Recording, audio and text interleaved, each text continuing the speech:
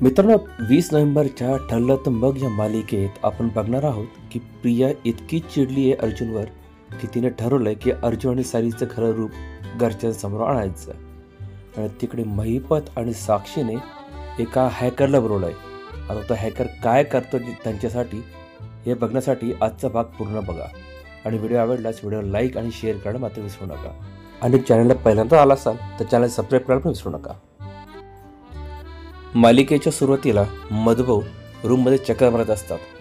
सायली त्यांना त्यांची औषध आणून देते आणि म्हणते, एवढी कसली काळजी करते मधुभाऊ? मधुभाऊ म्हणतात, काळजी नाही, ही तर काळजी आहे ना. ती म्हणते म्हणजे? ते म्हणतात, अगं आपल्याकडे कसं सतत घरामध्ये असायची, खूप प्रश्न असायचे. काकांचं डायलिसिस कसं करायचं, मुलांच्या शाळेची फी कशी भरायची, असे 1000 प्रश्न असायचे. इथे बघ नुसता राजासारखा राहतोय, कसलेच प्रश्न नाही. तर सावबाळा, उद्या मी निघून जायचं म्हणतोय. हे ऐकताच सायली मनात विचार करते, मधुभाऊ जर निघून गेले तर कॉन्ट्रॅक्टप्रमाणे मला पण इथून निघून जावं लागेल. मग अर्जुन सरांना माझ्या मनातलं कसं सांगता येईल? आता मला कसंही करून एखादी संधी शोधावीच लागेल आणि सरांशी मनातलं बोलायलाच लागेल. पुन्हा मधुभाऊ निघायचं म्हणतात. त्यावेळेस ती म्हणते, थांबा मधुभाऊ, तुम्हाला करायला काय नाही म्हणून तुम्ही बोर झालात ना. आपण एक काम करू, तुमच्यासाठी काहीतरी विरंगुळा शोधूया. ते म्हणतात, म्हणजे? ती म्हणजे तुम्हाला आठवत आहे का, आश्रमात आपण जेवण झालं की सापशिडी खेळायचो. एकदा तर आपण रात्रभर सापशिडी खेळलो होतो.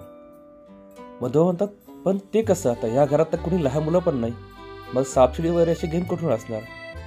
ती म्हणते, मधुभाऊ, मी आमच्या स्टोअर रूममध्ये 2-3 गेम बघितले होते, कदाचित त्यामध्ये सापशिडी पण असेल. आपण एक काम करूया, आपण दोघे मिळून ते गेम शोधूया आणि तुम्हाला जो हवा तो तुम्ही गेम खेळा. मग या ते म्हणतात, चला, या निमित्ताने मला तुमच्या घरामध्ये किती खोल्या आहेत हे इथं बघता. मग मधुभाऊ आणि सायली स्टोअर रूममध्ये येतात आणि दोघे गेम शोधायला लागतात. तेवढ्याच मधुभाऊंच्या पायाला ठेस लागते आणि ते ओरडतात. त्यांचं ओरडणं ऐकून सायली त्यांच्या पाशी येते आणि त्यांना म्हणते, काय झालं मधुभाऊ? ते म्हणतात, मला ठेस लागली. सायली मधुभाऊंना म्हणते, तुम्ही इथेच थांबा, मी गेम शोधते. आणि मित्रांनो, इथे लिटरली मधुभाऊ त्या फ्रेमजवळ उभी असतात, ज्या फ्रेममध्ये लहानपणीच्या तन्वीचा म्हणजे सायलीचा फोटो आहे. पण ही गोष्ट, ही मालिका आहे, आपल्याला माहिती आहे, त्यांना काय लवकर सापडणार नाही. मग सायली गेम शोधता तिला ते गेम सापडतात आणि ती मधुभाऊंना आणून देते. मग सायली मधुभाऊंना म्हणते, हे गेम तुम्ही घेऊन जा, मी तोपर्यंत ह्यांना आणि पूर्णाजीला आवाज देते. तेवढ्या विमलते तिथे येते. ती म्हणते, दादा घरातच नाही आहे, तुम्ही गेल्यानंतर 10-15 मिनिटांनी ते पण बाहेर निघून गेले. सायली म्हणते, असं कसं गेले? मला सांगून तर गेलेच नाही ते. ठीक आहे, कदाचित काय असं मला वाटतं चैतन्य भाऊजीचा फोन आला असेल आणि त्याकरता ते बाहेर गेले असतील. मी विचारते, त्यांना फोन करते. आणि मग सीनशिफ्ट होतो महिपतच्या घरी. महिपतच्या घरी मित्रांनो, साक्षीने एका हॅकरला बोलवलं असतं. ते का ते आपण बघूया पुढे. आता साक्षी त्याला म्हणते, मला एक लोकेशन बदलायचं आहे, एका पर्टिक्युलर तारखेला मी आणि माझा मोबाईल एका पर्टिक्युलर लोकेशनला होतो, हे तुला दाखवता येईल ना रे? तू टेक्नॉलॉजी करू शकेल ना? हे ऐकताच तो हॅकर म्हणतो, वाव, तुझं जेन-जी असायला पाहिजे होतं. जेन-जी ऐकल्यानंतर तेवढ्यात महिपत तिथे येतो. आता तो विचार पडला अडाणी, त्याला काय माहिती जेन-जी म्हणजे काय. तो त्या मुलाला इतका चिडतो. तो म्हणतो, काय रे, कोणाला जेन-जी म्हणतो? तुझा बाप जेन-जी. माझ्या पूर्वीला काही बोलू शिवी देतो तर बघून घेतो, तो डबड्याने तुला बाहेर फेकून देईल. मग साक्षीमध्ये पडत म्हणते, अण्णा, त्याला मी बोलवलं आहे आणि तो खूप महत्त्वाचं काम करतो आहे. त्या दिवशी खुणाच्या रात्री मी रिसॉर्टमध्ये नव्हते, बाहेर कुठेतरी होतं. हे लोकेशन तो बदलून देणार आहे मला. तो खूप महत्त्वाचं काम करतो आहे. लोकेशन एकदा बदललं की अर्जुन सुभेदारसुद्धा माझं काहीच करू शकत नाही. महिपत चिडतो. तो म्हणतो, तुझी आई जिवंत असते ना तर मी तिला सिद्ध करावं असतं की तू माझी मुलगी आहेस म्हणून. हे ऐकतं साक्षीपणामध्ये, असं काय बोलतोय अण्णा? तो म्हणतो, मग काय बोलू, जरा डोकं चालव ना. तू रिसॉर्टून बाहेर पडली, याचं फुटेज आहे. तू त्या शिवणीला खोटे साक्षी द्यायला लावली, त्याचं काय करशील तू? मग ती म्हणते, अहो पण मी इथून कुठे गेले, दुसरीकडे कुठेतरी गेले, हे तो दाखवू शकतो ना. तो हॅकरही म्हणतो, हो तुम्ही सांगा, तुम्हाला हवं ते लोकेशन सांगा. मुंबई, लंडन,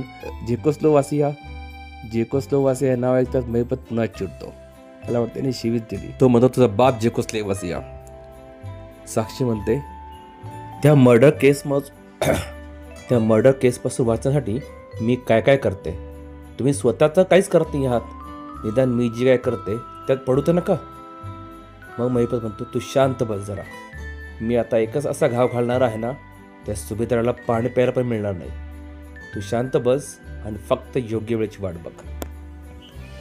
इकडे गार्डनमध्ये अर्जुन सायलीची वाट बघत असतो आणि तो विचार करतो, माझा फोन सायलेंट करायला हवा, नाही तर एखादा क्लायंटचा फोन यायचा आणि ज्यावेळेस मी मिसेस सायलीला प्रपोज करत असेल पुन्हा डिस्टर्ब व्हायचं. इकडनं प्रिया त्याला बघत असते. अर्जुन स्वतःला म्हणतो, पण प्रपोज करतात म्हणजे नक्की काय करतात, कसं बोलायचं, काय बोलायचं, असं म्हणून तो प्रॅक्टिस करायला लागतो. तो स्वतःच म्हणायला लागतो, hello Mrs Sayali, how are you. आणि मग पुढे स्वतःला म्हणतो, अरे यार ही काय मीटिंग आहे का, तू प्रपोज करायला आलास ना, कळत कसं नाही तुला. मग एक काम करू का, डायरेक्टली सायलीला बोलू का आय लव्ह यू म्हणून.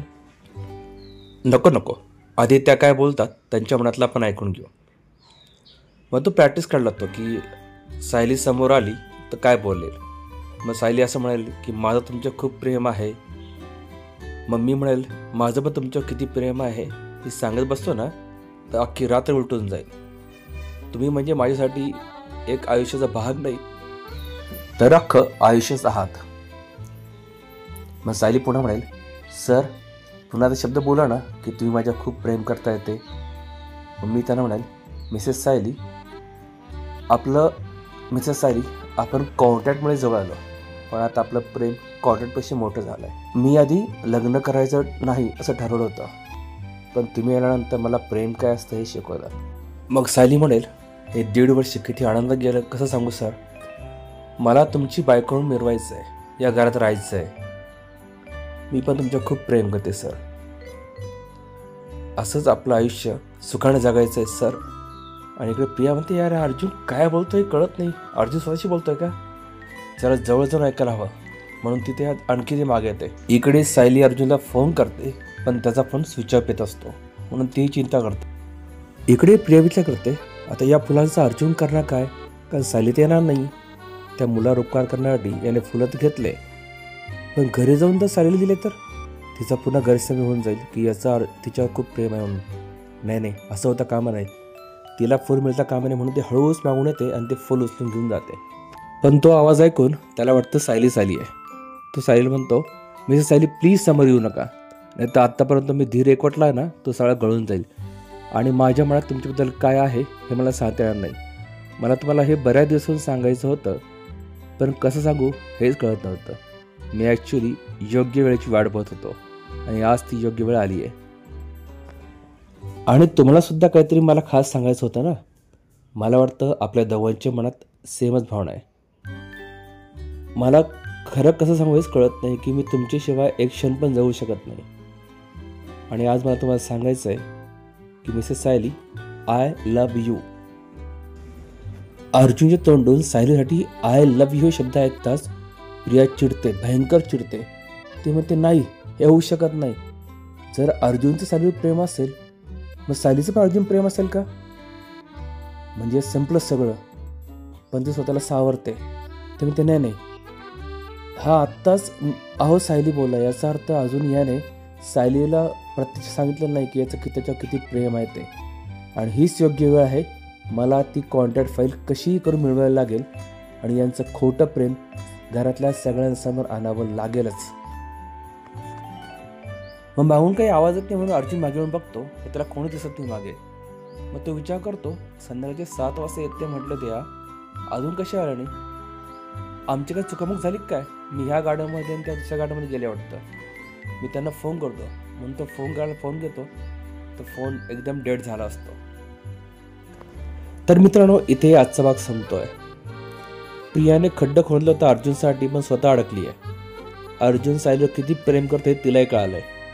आता उद्या हे बघायचं आहे की सायली अर्जुनला कळतं का की हा मेसेज सायलीने नाही तर प्रियाने केलाय आणि ते दोघं तिच्याविरुद्ध काय ॲक्शन घेतात ते. पण त्यापूर्वी तुम्हाला हा भाग कसा वाटला कमेंट करा. व्हिडिओ आवडला असेल लाईक करा, शेअर करा आणि पुढच्या भागासाठी चॅनल सबस्क्राईब करून बेल आयकॉन प्रेस करा जेणेकरून माझा नवीन व्हिडिओ तुमच्यापर्यंत सगळ्यात पहिल्यांदा पोहोचेल. भेटूया पुढच्या